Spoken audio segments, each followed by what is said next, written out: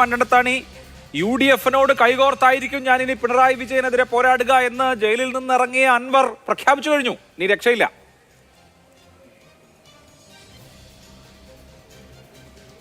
അല്ല, ഇവിടെ സർക്കാരിൻ്റെ ജനവിരുദ്ധ നിലപാടിനെതിരെയും അതോടൊപ്പം തന്നെ സംസ്ഥാനത്തെ ന്യൂനപക്ഷങ്ങൾക്കെതിരെ BJP-യുടെ ഒരു B ടീമിനെ പോലെ പ്രവർത്തിക്കുകയും ചെയ്യുന്ന CPM-ൻ്റെ നിലപാടുകൾക്കെതിരെ ശക്തമായൊരു പോരാട്ടത്തിൽ അദ്ദേഹം അടിയുറച്ചു നിൽക്കുകയാണ്. ആ പോരാട്ടത്തിൻ്റെ പാതയിൽ ഐക്യ ജനാധിപത്യ മുന്നണി വളരെ ശക്തമായി മുന്നോട്ട് പോകുന്നു എന്ന് അദ്ദേഹം തിരിച്ചറിയുകയും ചെയ്യുന്നു. സ്വാഭാവികമായും UDF നടത്തുന്ന പോരാട്ടത്തോടൊപ്പം അദ്ദേഹം ഉണ്ടാകും എന്ന് പറഞ്ഞാൽ അത് കൃത്യമായ കേരളത്തിലെ എല്ലാ വിഭാഗം ഈ സംസ്ഥാനത്തിൻ്റെ നന്മ കാക്ഷിക്കുന്ന എല്ലാവരുടെയും ഒരു പൊതു അഭിപ്രായമാണ്. ആ അഭിപ്രായമാണ് കേരളത്തിൽ ഇപ്പോൾ രൂപപ്പെട്ടു വരുന്നത്. ആ രൂപപ്പെട്ടു വരുന്ന അഭിപ്രായത്തോടൊപ്പം അദ്ദേഹം നിൽക്കുന്നു എന്നാണ് അദ്ദേഹം പ്രഖ്യാപിച്ചത്.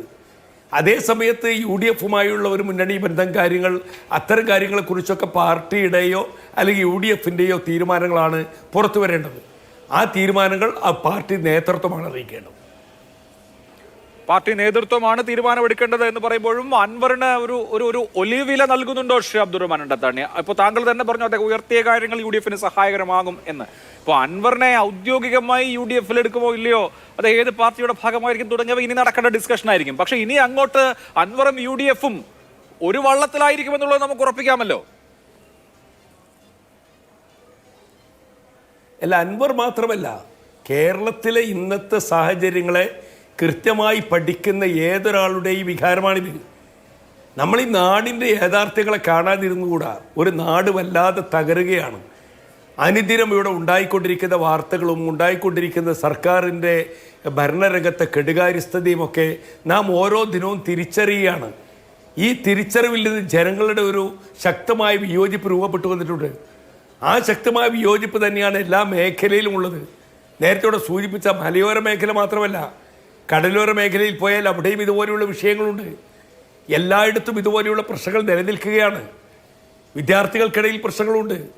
പഠിക്കാൻ പോകുന്ന വിദ്യാർത്ഥികൾക്കിടയിൽ പോലും വർഗീയതയുടെ വിഷബീജങ്ങൾ വിതറുകയാണ്. ഉത്തരേന്ത്യൻ സംസ്ഥാനങ്ങളിലെ കേന്ദ്ര സർവകലാശാലകളിൽ പഠിക്കാൻ പോയ മുസ്ലിം വിദ്യാർത്ഥികളെ കുറിച്ച് പറഞ്ഞത് ഇപ്പോൾ തീവ്രവാദികളെ ആയ ആളുകളെ കേന്ദ്ര സർവകലാശാലകളിലേക്ക് റിക്രൂട്ട് ചെയ്യുന്ന ചില ഏജൻസികൾ പ്രവർത്തിക്കുന്നു എന്നാണ് ഒരു CPM-ന്റെ നേതാവാണെന്ന് പറയുന്നത്.